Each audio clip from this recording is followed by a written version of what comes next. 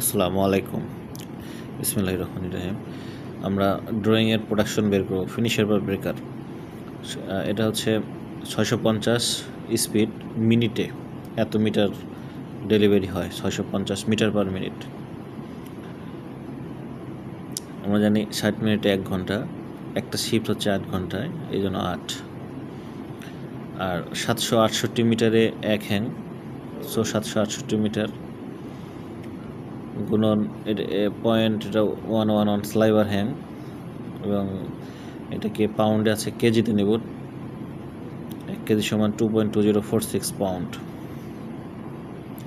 এ গুণন efficiency percent. তো 650 meter per minute into 60 into 8 ঘন্টা ডিভাইডেড বাই 768, তারপরে স্লাইভার হ্যাং পাউন্ড, এখানে এফিসিয়েন্সি দিলাম 85%।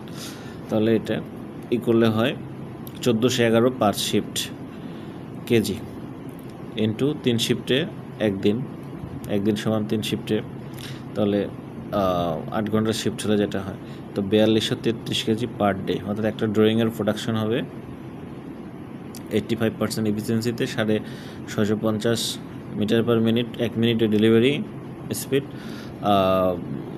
স্লাইভারের হ্যাং যদি হয় 0.111, অর্থাৎ 75 গ্রেন, তাহলে হবে 4233 কেজি পার ডে প্রোডাকশন একটা ড্র ফ্রেম দিবে, ব্রেকার হোক আর ফিনিশার হোক। ধন্যবাদ।